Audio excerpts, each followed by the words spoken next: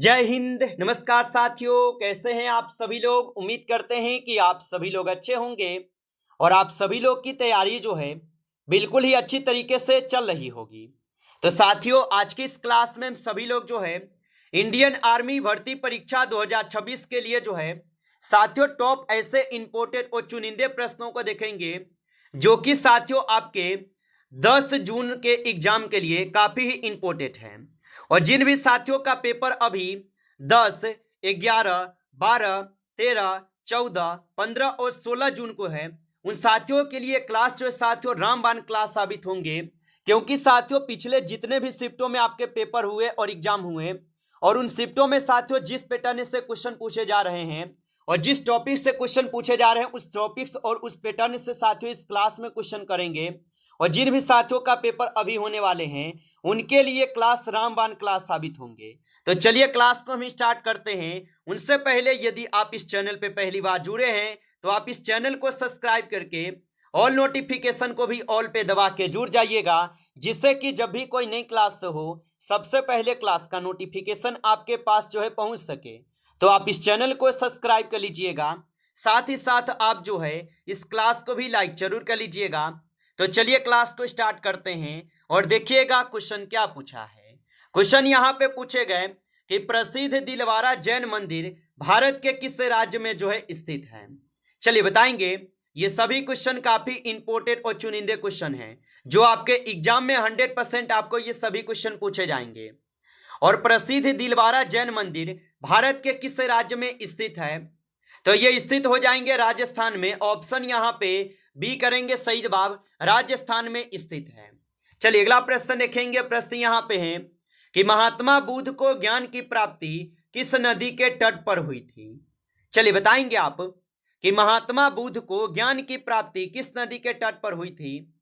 तो इनको ज्ञान की प्राप्ति हुए थे निरंजना नदी के तट पर। ऑप्शन ए सही जवाब है, निरंजना नदी के तट पर हुए। चलिए अगला प्रश्न देखेंगे कि संयुक्त राष्ट्र संघ के प्रथम महासचिव कौन थे।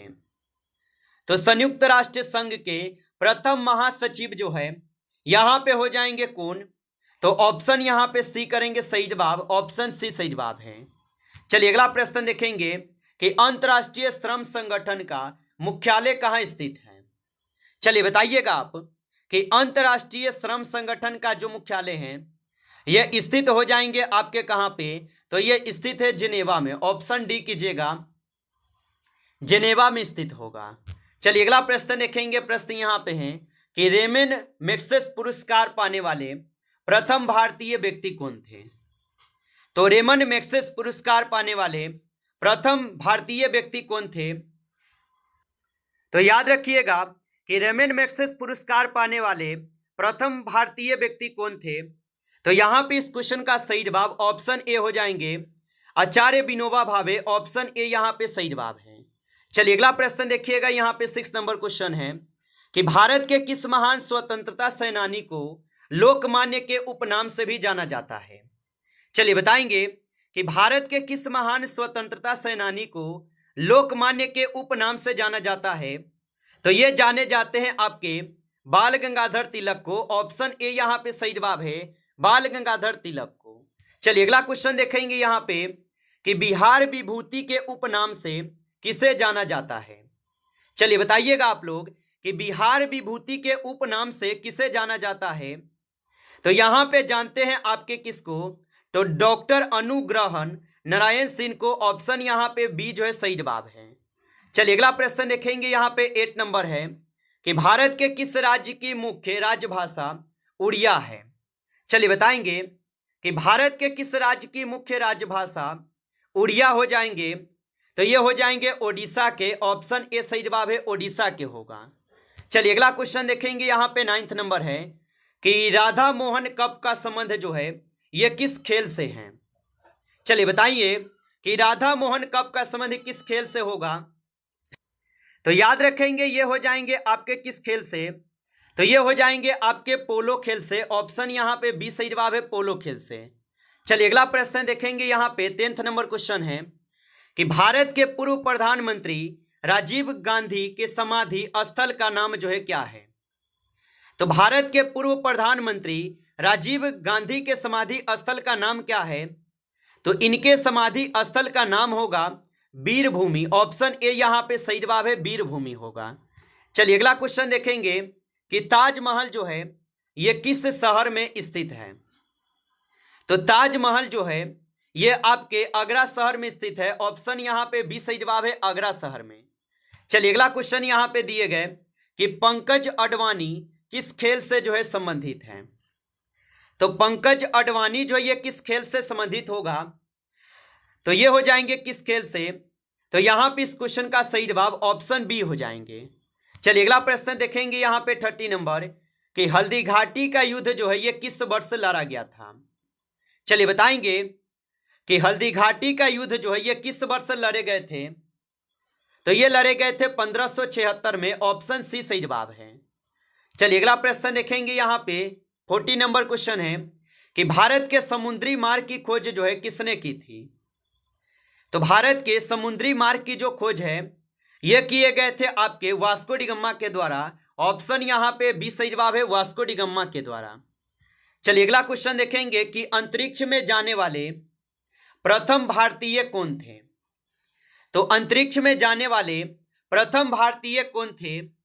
तो यहां पे इस क्वेश्चन का सही जवाब ऑप्शन ए होगा, राकेश शर्मा। ऑप्शन ए सही जवाब है। चलिए अगला क्वेश्चन देखेंगे यहां पे 60 नंबर कि विटामिन सी का रासायनिक नाम क्या है? चलिए बताइएगा आप लोग कि विटामिन सी का रासायनिक नाम क्या होगा? तो विटामिन सी का रासायनिक नाम जो है यहां पे एस्कॉर्बिक अम्ल हो जाएंगे। ऑप्शन बी यहां पे सही जवाब हो जाएंगे, एस्कॉर्बिक अम्ल होगा। चलिए अगला प्रश्न देखेंगे यहां पे 70 नंबर कि मानव शरीर की सबसे बड़ी ग्रंथि जो है कौन सी है? चलिए बताएंगे। और साथियों आप अभी तक इस क्लास को लाइक नहीं किए होंगे तो आप इस क्लास को लाइक कर लीजिएगा। नए होंगे आप इस चैनल पे तो चैनल को सब्सक्राइब करके ऑल नोटिफिकेशन को भी ऑल पे दबा के जुड़ जाइएगा, जिससे कि जब भी कोई नई क्लास हो सबसे पहले क्लास का नोटिफिकेशन आपके पास जो है जरूर पहुंच सके। और बताएंगे कि मानव शरीर की सबसे बड़ी ग्रंथि कौन सी है? तो यहां पे हो जाएंगे आप सभी लोग का यकृत। ऑप्शन सी सही जवाब है। चलिए अगला प्रश्न देखेंगे यहां पे 80 नंबर है कि आत्महत्या की थैली किसे जो है कहा जाता है? तो आत्महत्या की थैली किसे कहा जाता है? तो आत्महत्या की थैली कहते हैं लाइसोसोम को। ऑप्शन यहां पे बी सही जवाब है, लाइसोसोम को कहते हैं। चलिए अगला प्रश्न यहां पे देखेंगे 90 नंबर क्वेश्चन है कि वॉशिंग सोडा यानी धोने का सोडा का रासायनिक नाम क्या है? तो वॉशिंग सोडा का रासायनिक नाम जो है यहां पे हो जाएंगे आप सभी लोगों का सोडियम कार्बोनेट। ऑप्शन बी कीजिएगा, सोडियम कार्बोनेट। चलिए अगला प्रश्न देखेंगे कि पत्तियों का हरा रंग निम्नलिखित में से किसके कारण होता है? तो पत्तियों का जो हरा रंग है यह निम्नलिखित में से किसके कारण से होता है?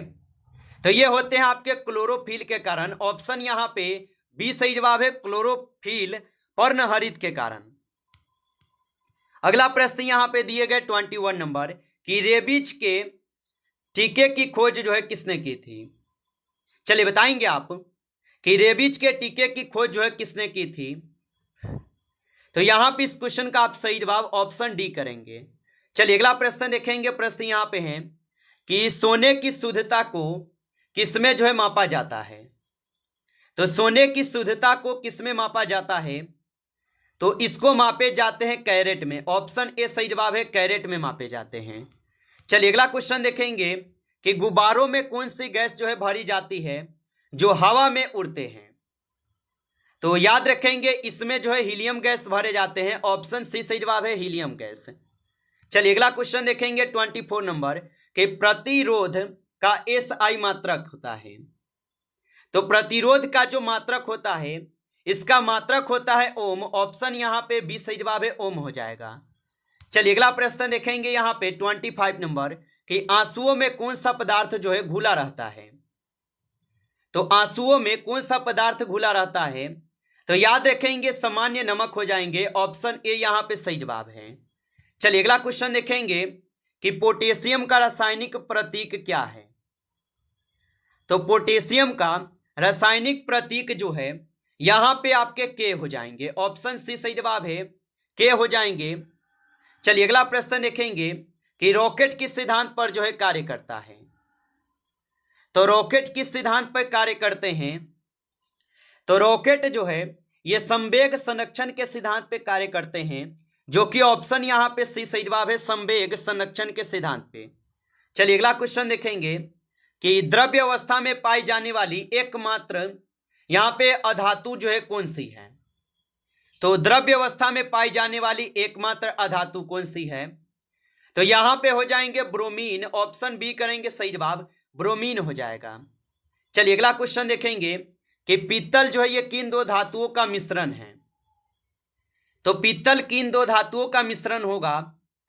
तो पीतल हो जाएंगे तांबा और जस्ता के मिश्रण, ऑप्शन ए सही जवाब है, तांबा और जस्ता के मिश्रण। चलिए अगला क्वेश्चन देखेंगे कि मधुमक्खी पालन के अध्ययन को क्या कहा जाता है। तो मधुमक्खी पालन के अध्ययन को जो है यहां पे क्या कहते हैं? तो इसे कहते हैं एपीकल्चर, ऑप्शन यहां पे बी सही जवाब है, एपीकल्चर कहते हैं। चलिए अगला क्वेश्चन देखेंगे कि वर्ष 1928 में बारदोली सत्याग्रह का नेतृत्व जो है किसने किया था। तो वर्ष 1928 में बारदोली सत्याग्रह का जो नेतृत्व किए, इसका नेतृत्व किए गए थे सरदार वल्लभ भाई पटेल के द्वारा, ऑप्शन यहां पे बी सही जवाब है, सरदार वल्लभ भाई पटेल के द्वारा। चलिए अगला क्वेश्चन देखेंगे, क्वेश्चन यहां पे है कि महात्मा गांधी ने साबरमती आश्रम की स्थापना जो है किस वर्ष की थी। तो महात्मा गांधी ने साबरमती आश्रम की जो स्थापना की है, इनकी स्थापना किए गए थे आपके 1917 में, ऑप्शन यहां पे बी सही जवाब होगा 1917 में। चलिए अगला प्रश्न देखेंगे, प्रश्न यहां पे है भारत में अस्थायी स्वशासन का जनक जो है किसे कहा जाता है। तो भारत में स्थानीय स्वशासन का जो जनक है यह कहते हैं लॉर्ड रिपन को, ऑप्शन ए सही जवाब है, लॉर्ड रिपन को कहते हैं। चलिए अगला क्वेश्चन देखेंगे कि संविधान सभा के संवैधानिक सलाहकार कौन हैं। तो संविधान सभा के संवैधानिक सलाहकार कौन थे? तो इनके संवैधानिक सलाहकार थे बी एन राव, ऑप्शन यहां पे डी सही जवाब होगा, बी एन राव थे। चलिए अगला क्वेश्चन देखेंगे, भारतीय संविधान के किस भाग को संविधान की आत्मा या मैग्ना कार्टा जो है ना कहा जाता है। तो भारतीय संविधान के किस भाग को संविधान की आत्मा या मैग्ना कार्टा कहा जाता है? तो याद रखेंगे ये कहते हैं भाग 3 को, ऑप्शन यहां पे सी सही जवाब होगा। नमस्कार साथियों, इस क्लास में आपके टॉप 35 क्वेश्चन थे जो काफी इंपॉर्टेंट क्वेश्चन थे। साथियों यदि आपको क्लास अच्छा लगा हो तो आप इस क्लास को लाइक कर लीजिएगा। नए जुड़े हैं आप इस चैनल पे तो चैनल को भी सब्सक्राइब करके ऑल नोटिफिकेशन को भी ऑल पे दबा के जुड़ जाइएगा, जिससे कि जब भी कोई नई क्लास हो सबसे पहले क्लास का नोटिफिकेशन आपके पास जो है पहुंच सके। तो आप इस चैनल को सब्सक्राइब कर लीजिएगा। चलिए फिर मिलते हैं आपसे एक नेक्स्ट टॉपिक के साथ नेक्स्ट क्लास में, तब तक के लिए जय हिंद जय